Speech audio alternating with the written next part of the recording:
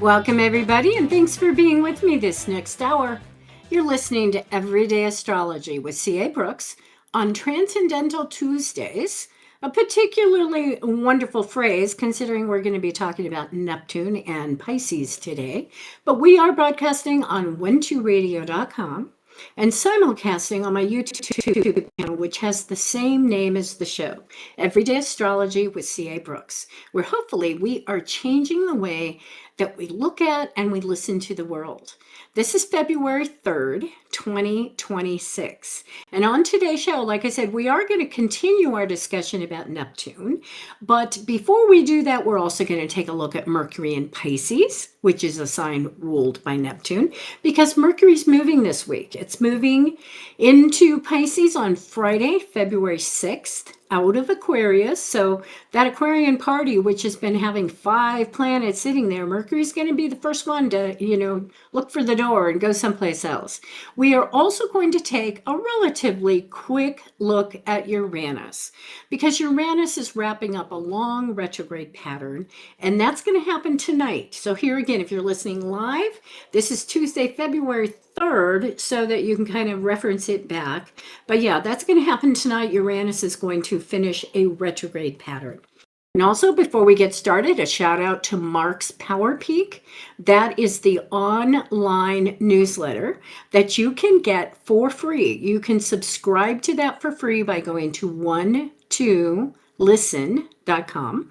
Find the link that says Mark's Power Peak, and then you will, be subscribed to that. And there's a lot of articles, including, I always like to shout out though, because I write a column called The Week Ahead, which it tells you where's the moon, when are the void of course moons, are the planets moving, what's happening.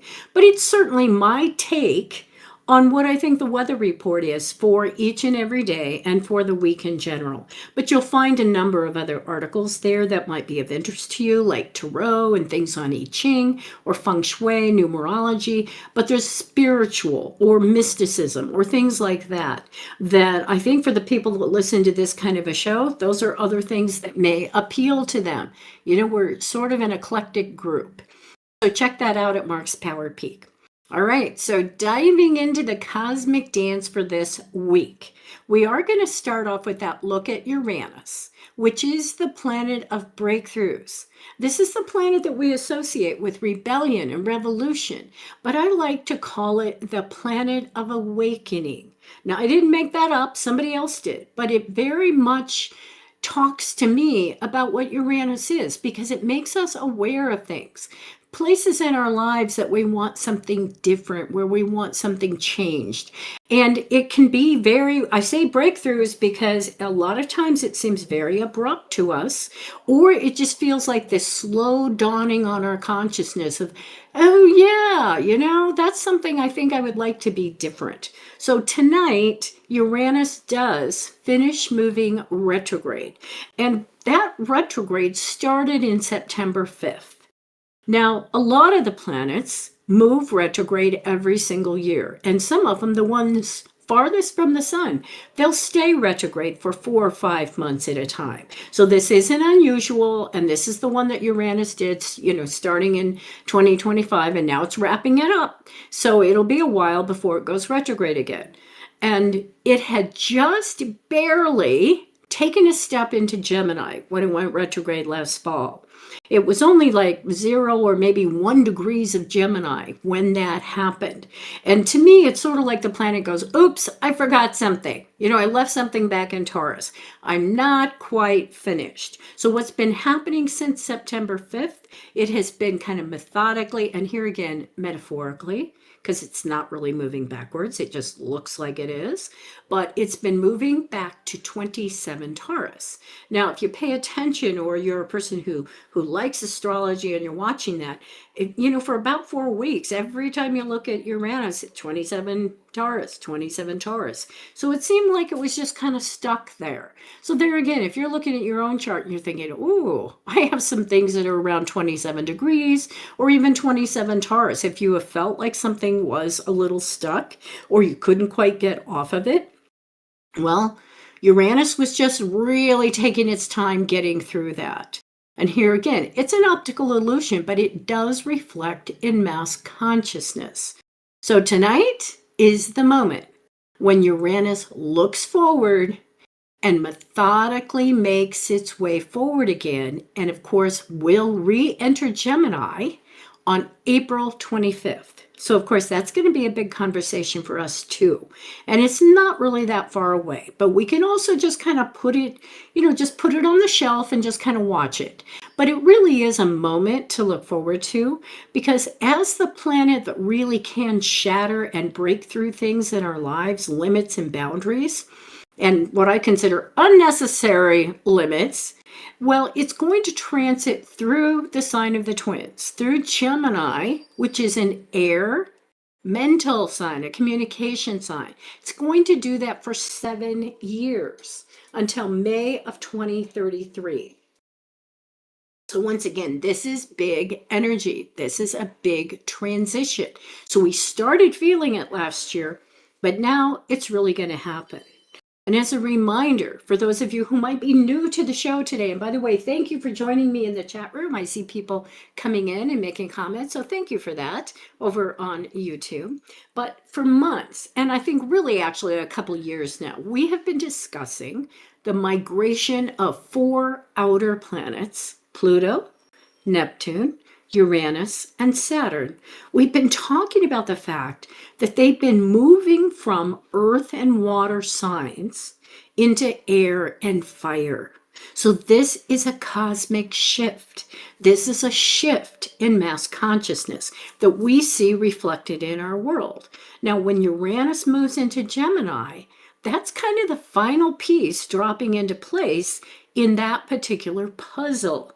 Those 4 outer planets all making changes within less than a 2-year period, maybe more like 18 months. Now, once again, we'll discuss Uranus in April. But meanwhile, with the retrograde coming to a close, I want to make a few comments, because to me, a retrograde is useful in the same way that when we take a time out and or a planning period, when we want to just see where have we been, what do we want to do next? Maybe you review a budget, maybe you just review a plan in your life.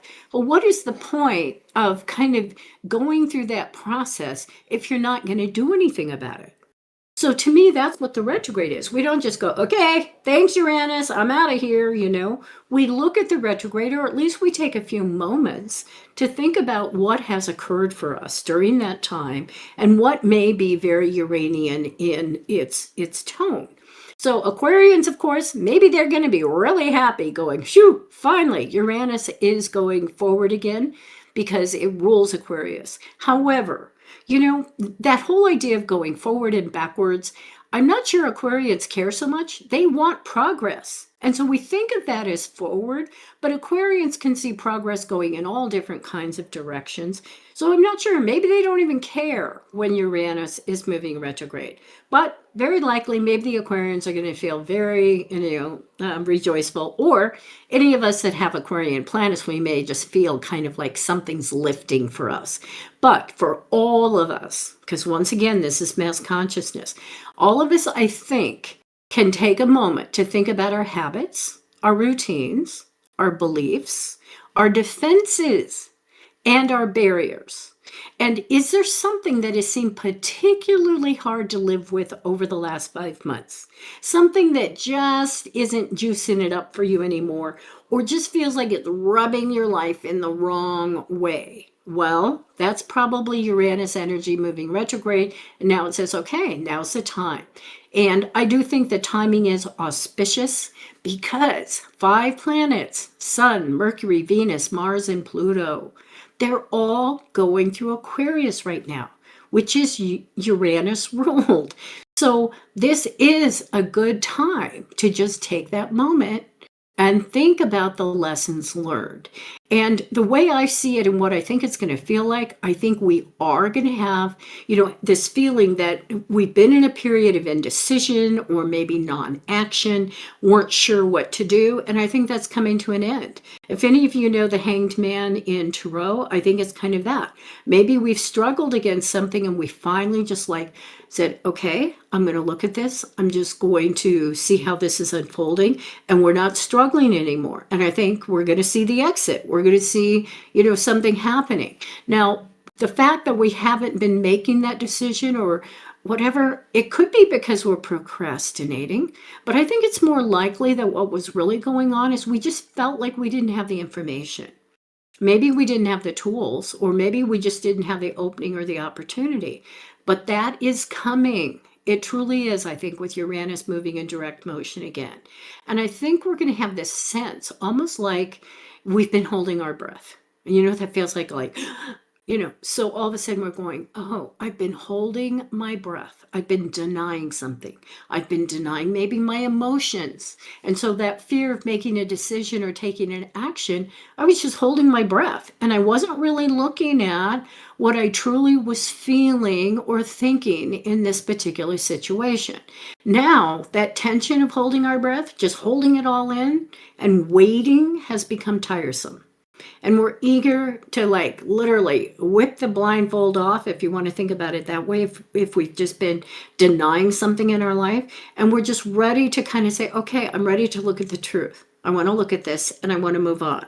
So I think we're going to feel more honest, just yeah, this is it, or this is what's been going on for me. But I think that honesty has more to do with being honest with ourselves about something we're feeling or something we're thinking. But of course, it involves other people too.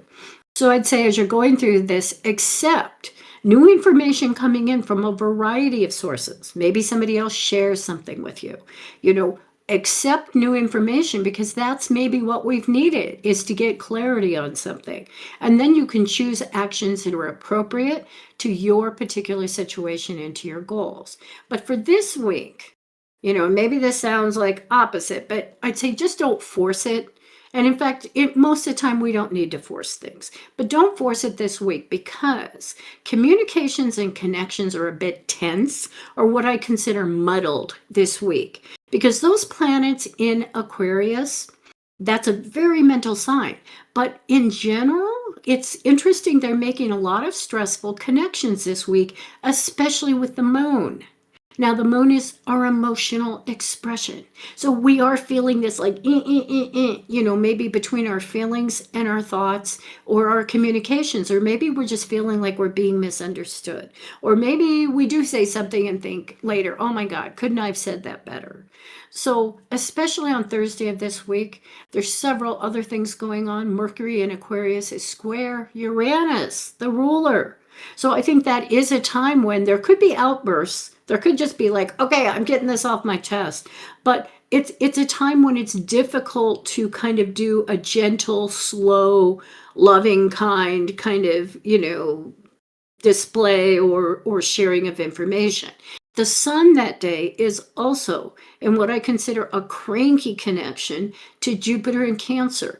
Jupiter's about how we bring luck and benefit into our lives, and it's sitting in a very domestic sign. So when I look at that, I think, oh boy, if you have any issues with family or people that you live with, or, a tribal kind of situation, whatever, the form takes, just remember Thursday could be a difficult day for mental clarity and for communications. So you know what? It doesn't mean that what you say won't be exactly the perfect thing, because oftentimes that's exactly what happens. We do something, we say something, maybe we do have an outburst, and it turns out that's exactly what needed to happen. So remember too that all this kind of energy, what it ends up doing is it makes us feel separate or different from other people. And we have a low tolerance for people that seem less creative or magical than we do. And the idea that came to mind when I was looking at that energy is, in the Harry Potter books, they've got this word that describes the unmagical people, the muggles. Remember that? They're just kind of half asleep and they're just going through life and they don't know that they're actually a magical creature. And so the same kind of applies to us. We are spiritual beings having a physical experience. But on Thursday and there, there again, throughout the week, or I don't want it to just be defined to Thursday, but I think that's how we're feeling. Like, hey, I'm magical, I know what's going on, or I've got a spiritual discipline or whatever, and all these people are asleep, I just can't get through to them. So just be aware of that. And and even just think of that, how often, based on our opinions, maybe people think we're muggles too, for a variety of different reasons. But nevertheless, don't let this weekend kind of difficult or challenging communication say, okay, I'm just going to put this all off again. No, we don't want to miss the opportunity to really invite Uranian spontaneity and clarity into our lives, and to help identify what we're not comfortable with, what we want to change, and how we could do something different. Because those retrogrades really are useful for digging up the treasure buried in our subconscious. So, all right, now we're going to move on to Mercury, the planet of thinking and communication that we've been talking about, because it's really that planet that's been kind of a little wonky, or will be this week. It is going to wrap up its transit through Aquarius, and it's going to enter dreamy Neptune-ruled Pisces. That's going to happen on Friday afternoon, which is February 6th. Now, Mercury is going to be in Pisces until April 14th. That's right, April 14th. Now, if you're wondering, yes, this is a really long transit for Mercury. And of course, why is that happening? Because it's going to go retrograde. It's going to retrograde February 25th through March 20th. So there again, we're not going to talk about that retrograde today, but here again, remember that Mercury retrogrades every 4 months. So this isn't unusual. This is a typical thing for Mercury to retrograde for about 21 days. But in this case, what it's going to do is it's going to keep Mercury in one sign, Pisces, during all of that time. So personally, I kind of like it. I think it's going to be really interesting because Pisces has so much wonderful creativity and imagination. And we're going to be talking about Neptune, the ruler, but I'm going to say a few more things about Mercury in Pisces, and then we'll move on. Pisces is a dual mutable sign, and therefore it's complex. All of those mutable signs, Gemini and Sag, they all have a double side. Virgo's in that category too. They have flip sides. Just like the Pisces, you see it as two fish. So it's complex, it's multifaceted, and in Pisces' case, it is very creative. We equate it with fantasies and imagination, and literally views into other realms and alternate universes. I think one of the iconic ideas about Pisces that is useful, at least for me, is the idea of a mermaid, because a mermaid lives in two different worlds, or at least is trying to live in two different worlds. But of course, that mermaid is so much more comfortable in the ocean, and yet tries to live in the physical universe, right? Even though it's a little challenging at times. And that's what we find with Mercury in Pisces. But think too that Mercury in Pisces is somewhat antithetical to the rational, cognitive mind that we associate with Mercury. These crisp, clear messages and thinking and, just lightning fast. This is a whole different way. And once again, think about the mermaid underwater communicating. It takes a different kind of energy. Therefore, we handle Mercury in Pisces with special care, I think, taking advantage of the greatest gifts and then guarding against the weaknesses.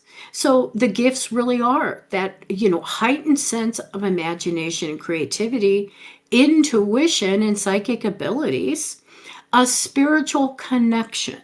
Very, very important. However you define that, Pisces is very much into it. There again, it may be the mermaid walking around, or, going to court, as a lawyer, or doing accounting, or doing very, mandatory kinds of things in the world, very typical mundane things that we do in the world. But she always knows. She remembers the ocean. She remembers the spiritual connection. And so sometimes that can be very frustrating, but that is one of her greatest qualities or gifts. This is the sign of the dreamer, the one who can imagine something other than the world of skyscrapers, who can literally imagine something else. Whether or not you're talking about outer space, or you're talking about the ocean, or it's some, anything, just like this other hidden inner world. But what we have to guard against, of course, with that is the need to escape, because all of a sudden we're just feeling too sensitive. We can't take this world, it's just too harsh. And I do think, yeah, we're going to talk a lot about this, we need those moments built into every single day in which we feed that part of our soul that is the spiritual, that is the connection. But on the other hand, whether or not you're just trying to escape. And escape can be one of those words. It can be neutral or, well, it really is neutral.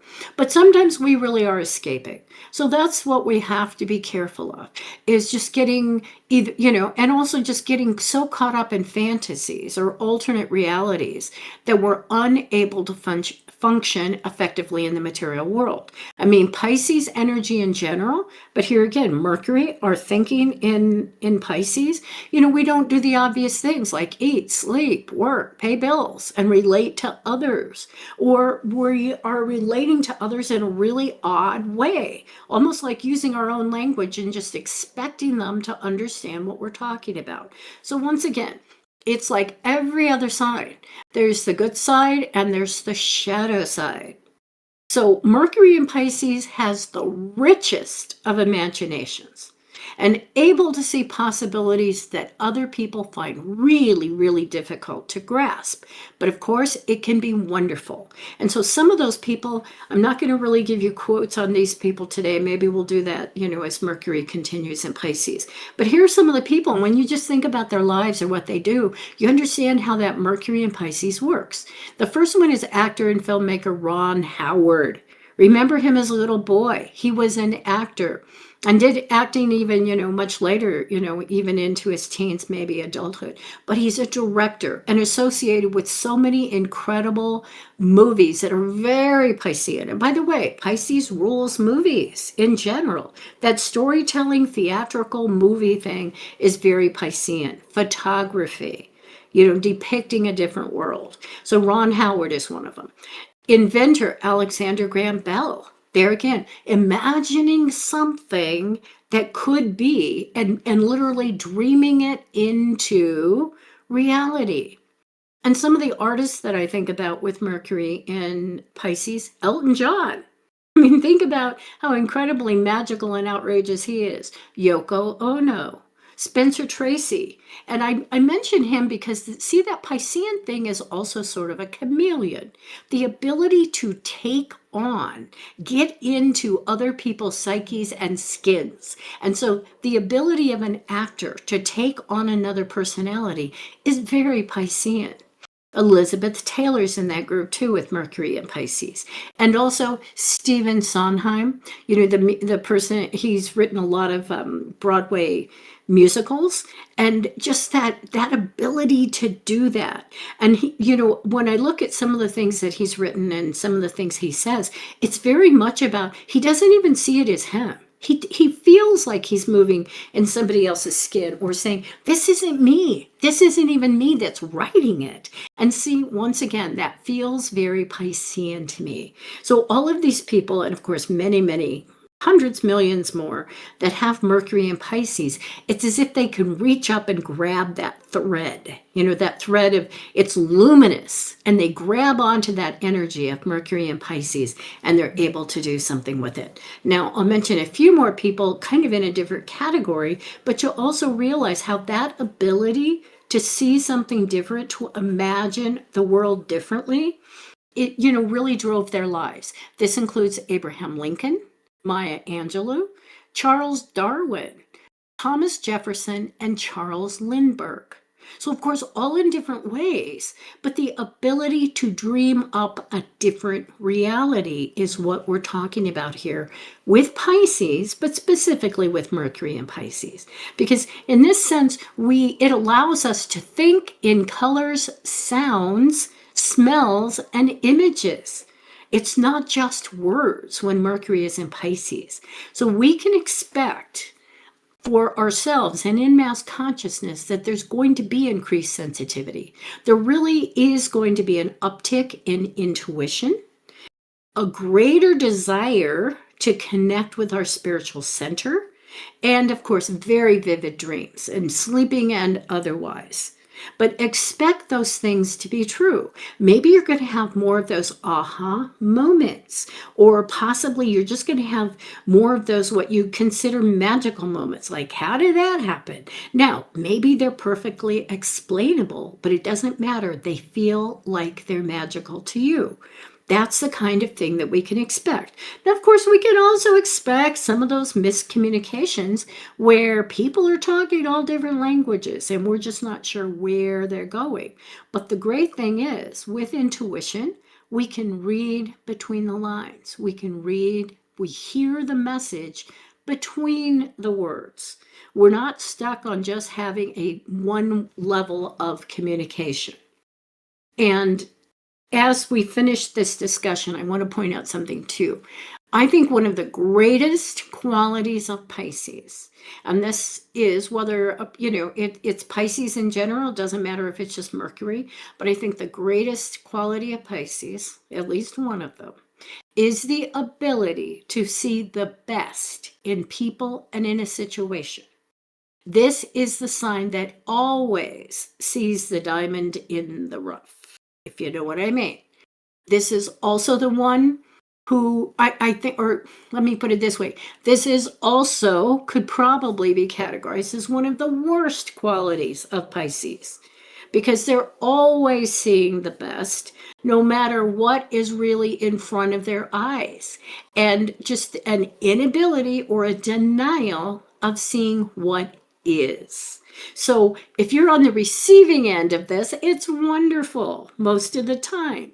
But just remember that. And it's not an act. It's how they see it. Pisces is going to see the wonderful thing, the quality, the possibilities. What if? And this person, no matter what they've done or what they're doing, it's usually Pisces who can see what they could be, even though they're not seeing that that's not what's going on in the here and now. So although intuition is Mercury and Pisces' forte, common sense isn't. This is a sign that I feel like always carries an extra pair of rose-colored glasses, literally.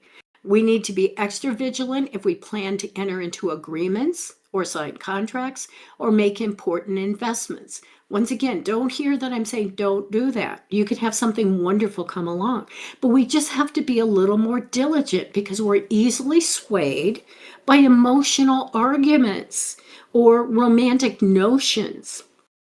And we need to consider the context. Don't overlook substance and logic for things that could end up being very important.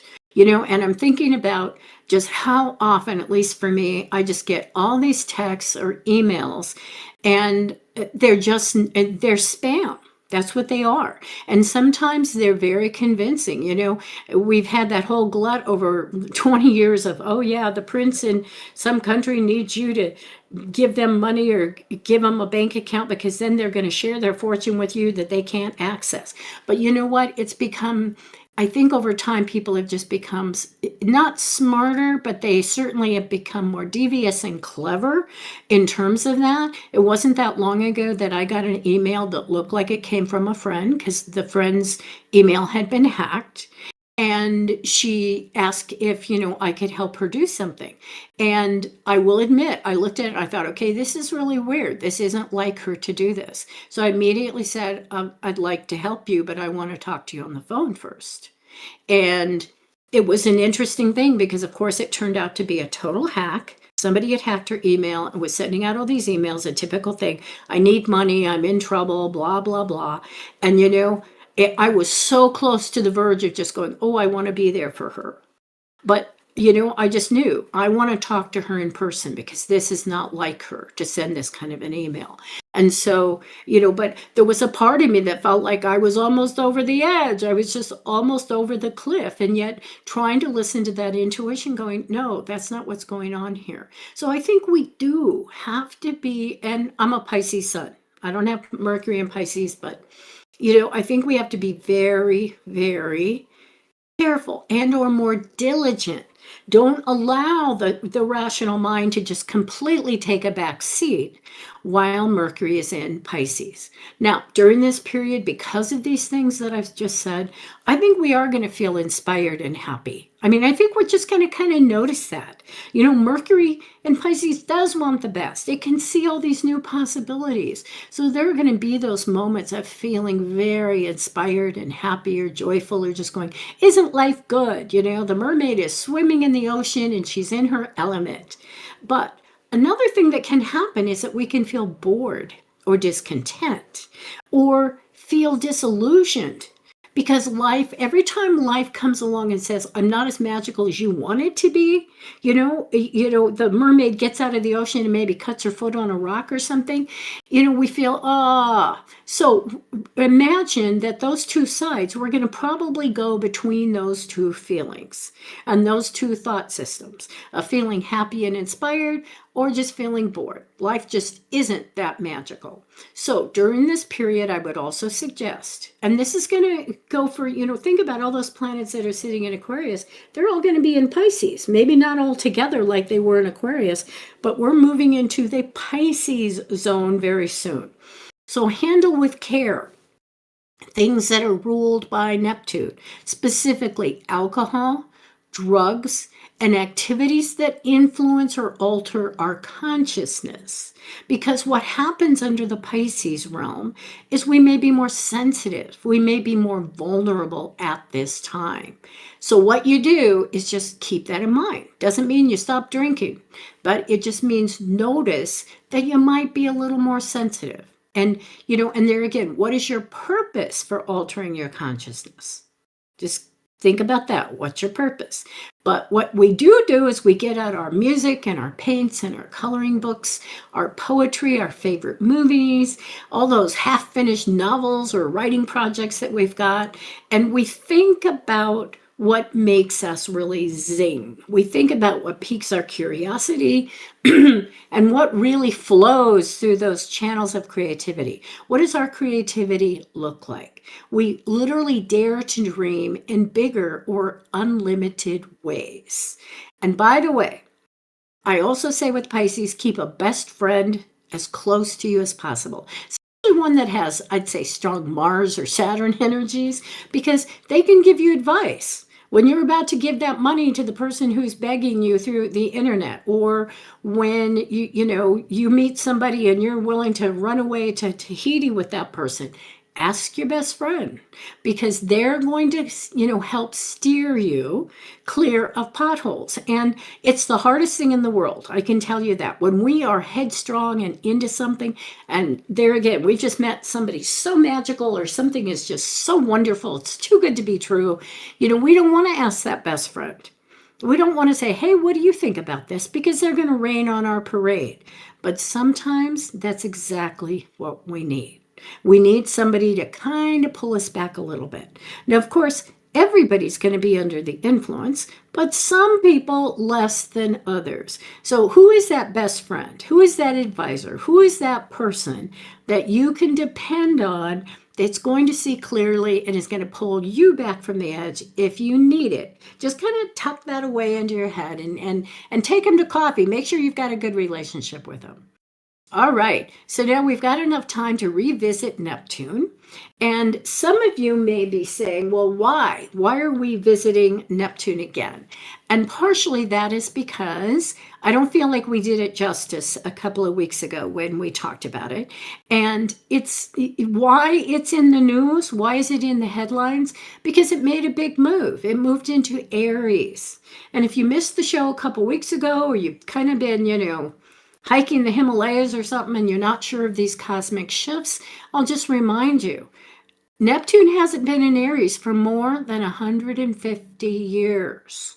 The last time it was there was 1861 to 1875. So none of us alive now, at least I know no exceptions, really have any experience or history with Neptune in Aries. And so this is important. And it's also important from the perspective, this is a 14-year cycle. It had already spent a little bit of time in Aries in 2025, but it's going to be there for 13 more years until March of 2039. So see, this is a big chunk of time that it would be really nice to kind of wrap our heads around what this kind of energy is and what, and there again, just knowing the weather report. That's what's important. But the other thing I had mentioned is one of the astrologers that I really like, her take on the planets and on astrology in general is Carolyn W. Casey. And by the way, her name, Carolyn, is Carolline. Now she does, you can look her up on the internet. I haven't spent a lot of time on the internet looking at her site, but she does have a site. There's a lot of information there for you. But the book that I particularly love is Making the Gods Work for You, which you can find used. I always encourage you to find it used because for some reason, I don't know if it's out of print or what, but if you buy a new copy of it, it can literally be several $100s. But you can find those used copies. So if you're an astrologer, or you just want a different take, go check it out. Making the Gods Work for You. And she just is clever. She's very, very clever. She uses a lot of mythology in her work. And so I wanted to share some ideas that she puts forth in that book. So here again, I don't want you to think they're mine. They're not. But sometimes the way she talks about things, and I'd call them taglines. Sometimes when you just have a little motto or you have a tagline, or even sometimes some of us have our own theme song. That's what I consider some of these phrases. So I want to throw some of them out and some of her quotes.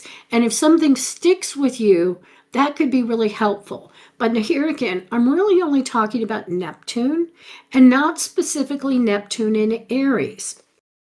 But if you have a good handle on Neptune, then you can start bringing in and saying, okay, well then what is the energy of Aries? That fire energy that is quick and courageous and spontaneous and really wants to accomplish something that's independent. So, but like I said, we're not talking about Aries so much. You're going to have to make that leap. And of course, we'll continue to talk about that for 13 years. But here's the ideas that she puts out about Neptune that just really stick for me. And I just want to kind of go deeper and explore. She talks about the idea of conscious kinship.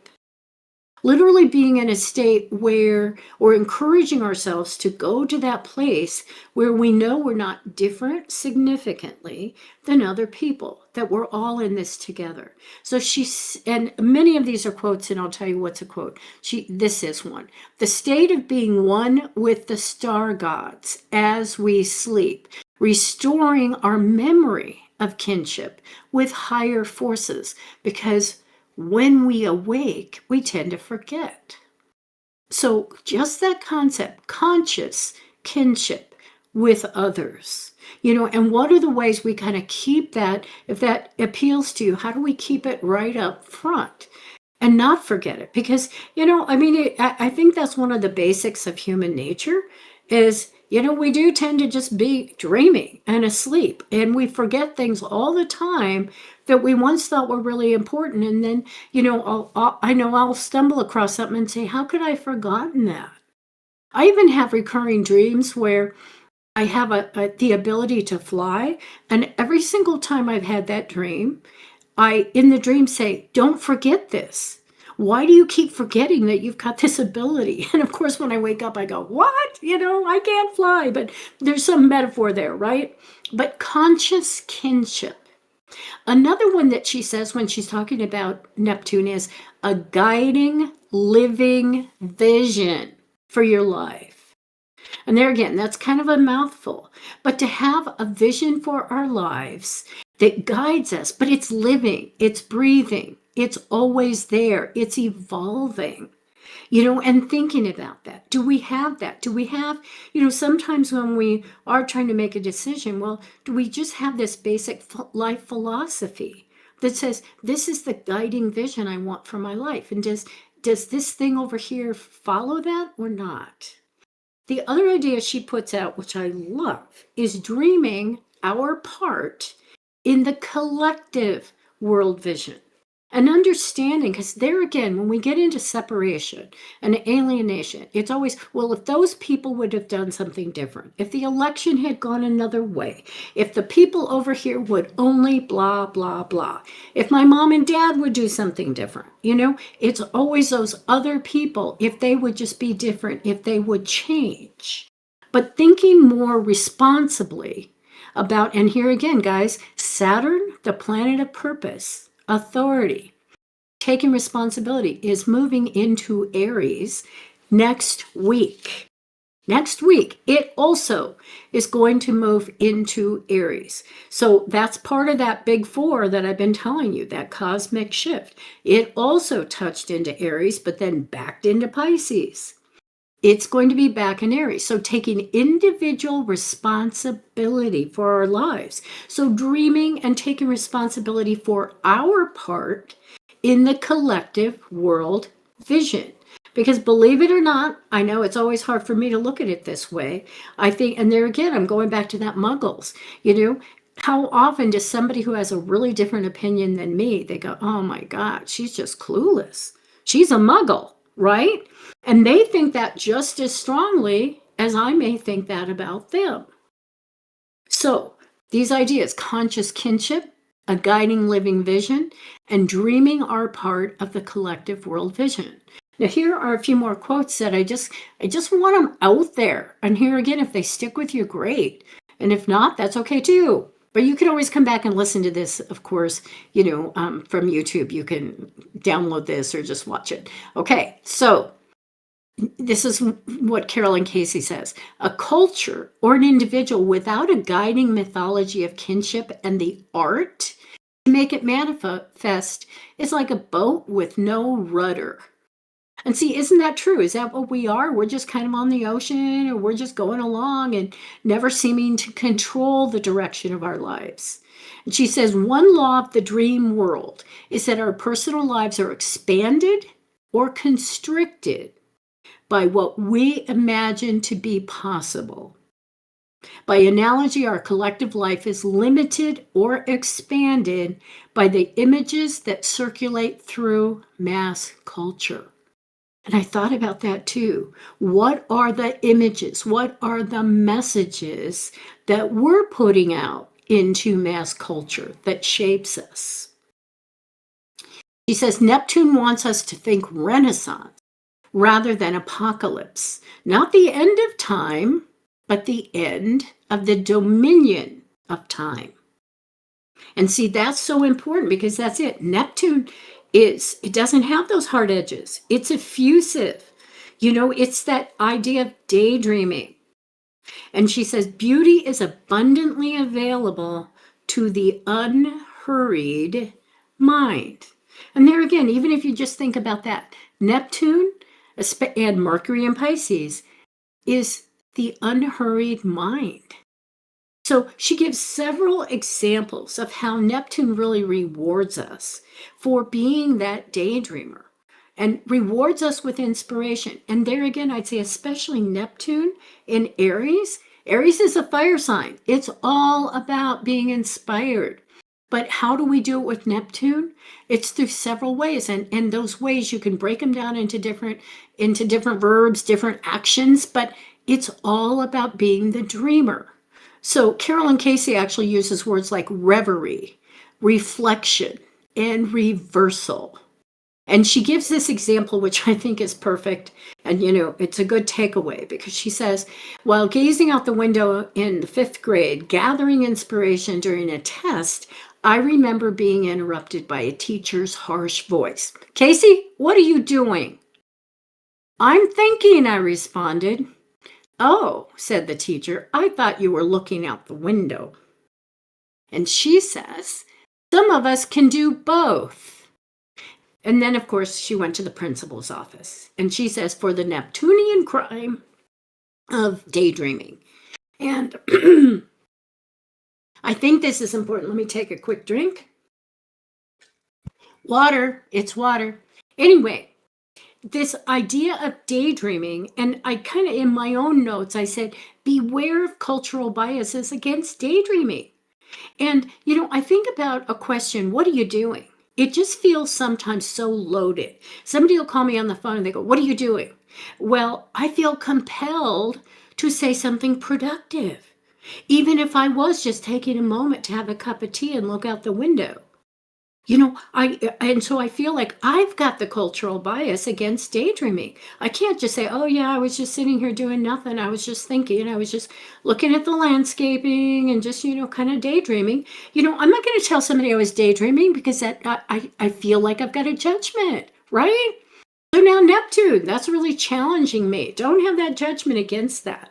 So just the idea of how important it is to daydream, to just have time for reflection, to build into our day those moments. And sometimes they can be short, maybe they can be much longer. And just say, this is my opportunity to just be sitting here and thinking about nothing. And Carolyn Casey says, reality just states in the dream world. So, think about how that works. Now, another idea she puts out there, which I love, and there's actually a couple of them. She talks about building an altar to the god who's oppressing you, and she talks about feeding the god. Now, I think they're very similar concepts, so I'm going to kind of throw them together. But where she gets that first idea, building an altar to the gods who are oppressing you, it's an idea from the book or the story. If you read the Odyssey, like a typical thing we read in junior high or high school, it's where Ulysses is returning from the Trojan War, and his ship is plagued by bad weather and misadventures and all kinds of stuff going on. And they agree that the reason it's happening is because he has angered the god Neptune, who's making it impossible for his ship to really make it through. So a prophet tells Ulysses that what he has to do to appease Neptune is to change the situation by going ashore to an island and carrying one of the ship's oars inland to a place where nobody has been before, and to build a temple to the god. This is a direct quote, and I think it's actually from the book, the Odyssey. Build a temple to the god who has been oppressing you. So once again, when we feel like, maybe we do feel like that, oh, that's Saturn or Pluto or Neptune or whatever. Well, Ulysses follows the advice and it works. Neptune becomes, really his backbone, is his friend, and his, helps him get home. The whole situation changes as Neptune becomes his ally. So it's an active reversal magic, is what Carolyn Casey calls it. That, Neptune has become his ally. And see, we can do that same thing. So just the same way that Ulysses sails for home and reclaims his kingdom, we can do that too. But of course, I'm not sure exactly what we do to build a temple to the god who has been oppressing us. But we can think in those terms. And you can think about it for yourself. How can you honor Neptune in your life? Is it by taking a bath once a week, that because you never allow yourself to take a bath, you take a 2-minute shower and that's it? Do you get in the hot tub? Do you go swimming? Do you go to the ocean? That's a typical way of honoring the god of Neptune. Do you take time for a spiritual practice? So here again, some of these ideas, I would, put them into the category of feeding the god. Feeding that part of yourself, because if I was going to say malnourished Neptune gives rise to feelings of alienation. That's when we feel lonely, or we have a sense of not having a self or a purpose, and we're spaced out, or we have no, we just don't have motivation. We're not making any traction in our life, or just a feeling of being disoriented, and a lack of focus. Well, sometimes we just have to honor those feelings, because maybe that is what's going on. But maybe we can say, okay, how can we honor Neptune in our lives? Well, I know we've just got a few minutes, but I'm going to throw out some ideas. And here again, what appeals to you? I think you're going to come up with some things that feel right to you. But I would say pay attention to your sleeping dreams. Build time into your day for daydreaming. Make that an okay thing to do. Even if it's just slowing down and reflecting, spend time actively imagining. I mean, do you ever say, what if I won the lotto? What if this happened? What if that? And just let your mind go, like you're building a story. Just use your imagination. Encourage yourself as a creative person or as an artist. And some of the best ways to do that is listen to or make music, or to actually do something that is physical, like drawing or painting or coloring or sculpting or scrapbooking, whatever it is. Participating in things, go to dance recitals or dance, go to a theater production, get into it, watch a movie, talk about a movie. We can also do writing and reading, whatever inspires us. Encourage and develop your intuition and your psychic abilities. That's another one. Is that something that really appeals to you, but you're just not quite sure where that's at or how to trust it? Well, just ask yourself, Neptune, how do I honor this in you? How do I do this? And of course, practicing spiritual disciplines like meditation or prayer, chanting or trance work, or there again, dancing or shamanistic practices. There's so many different things to consciously develop compassion and empathy, or to focus our mind on what we would consider higher qualities, higher values. Do you allow yourself to do that?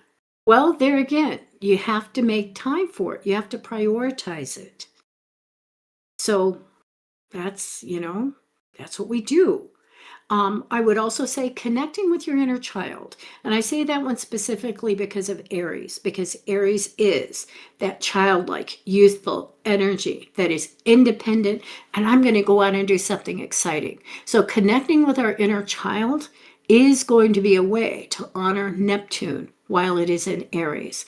And I mentioned spending time in and near water, especially the ocean, but it could be a hot tub, a bathtub, showers, swimming pools, all those kinds of things work too. Now, another word that I've not used, but I think it belongs in this category, Neptune is about ecstasy.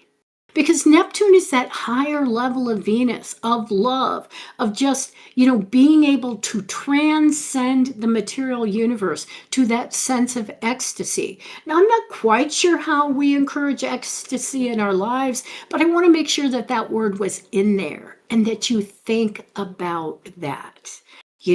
Just let that be there. Hold it out as an idea that you want to attain, those moments of ecstasy. So, this is about really transcending the material world and honoring the Neptunian part of all of us. Living on purpose with Saturn, but also having part of that purpose be the imagination, be that person. Entertain that part of yourself with Neptune. Okay, now I know we got to wrap it up, but heads up for next week, we will be talking about Venus moving into Pisces. That's going to happen on February 10th, and Saturn entering Aries on February 13th. That's what's coming up in the future. So everybody, thank you so much for joining me today. Thanks to the listeners and everybody in the chat room. I know I didn't spend a whole lot of time over there today, but I so appreciate that you come over and make your comments. I like to read those. And thanks to our producer, Serena. I hope that you'll stay tuned, because Empowerment with Kelly Whetstone is coming up next. And you can find her both on 12radio.com and on her YouTube channel, Empowerment with Kelly Whetstone. I'm going to leave you with a couple of quotes today. One of them, I put it in the Power Peak at least once, so you may be familiar with it. But it just kind of is it just encapsulates what we've been talking about. This is Charles Darwin, who does have Mercury in Pisces. If I had my life to live over again, I would have made a rule to read some poetry and listen to some music at least once a week. Now, that doesn't seem very often to me, but just the point that in the midst of all of his scientific experiments and discoveries, that That's what he wished he had done more of, is read poetry and listen to music. Now, this one is kind of odd. It's from Napoleon Bonaparte. Now, I can't even tell you why he came into my mind, but I wanted to look him up. He doesn't have the energy or the planets and the signs that we've been talking about. But when I saw this quote, I thought it's perfect. What is the future? What is the past? What are we? What is the magic fluid that surrounds us and conceals the things we most need to know? We live and die in the midst of marvels. So I think he had his finger on Neptune. This is CA signing out. You can find me for personal sessions on 12listen.com. And please feel free to request a schedule call at a time that's good for you. You have been listening to Everyday Astrology with C.A. Brooks on 12 Radio. It's streaming on YouTube, where we are changing the way we listen to the world by honoring Neptune.